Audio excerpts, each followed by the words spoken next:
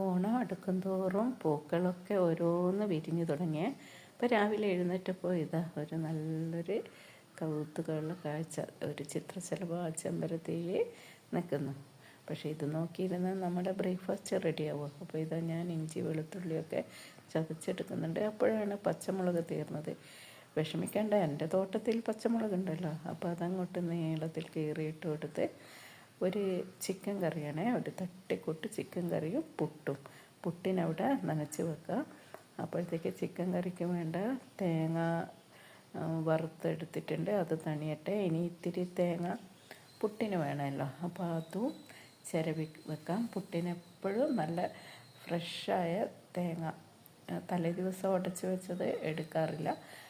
അപ്പോൾ ഇതാ പുട്ടവിടുന്ന് വെന്ത് വരട്ടെ. അപ്പോഴത്തേക്ക് നമുക്ക് ചിക്കൻ കറി എന്തായി എന്ന് നോക്കാം. അപ്പോൾ ചിക്കൻ ഇതാ വെന്ത് വന്നിട്ടുണ്ട്. അതിലേക്ക് കറിവേപ്പില ഇട്ട് കൊടുക്കുക. അതുപോലെ അരച്ച തേങ്ങ ചേർത്ത് കൊടുക്കാം. അപ്പോൾ ഇത്രയേ ഉള്ളൂ, ചിക്കൻ കറി റെഡി ആയിട്ടുണ്ട്. ഇപ്പം പുട്ട് ഇതാ ഞാൻ ഇലയിലാണ് കുത്തിയെടുക്കുന്നത്. അപ്പോൾ ഈ ഇലയിൽ ഇങ്ങനെ പുട്ട് പൊതിഞ്ഞ് വെച്ച് ആ ഒരു ഇലയുടെ മണമൊക്കെ വന്ന് പുട്ട് ഭയങ്കര ഇഷ്ടമാണ്. അപ്പോൾ പണ്ട് നമ്മൾ കഴിച്ച ആ ഒരു ഓർമ്മ വരിക ഇങ്ങനെ പുട്ട് കഴിക്കുമ്പോൾ.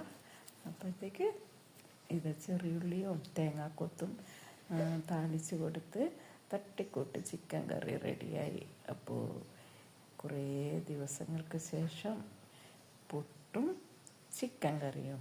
Thank you.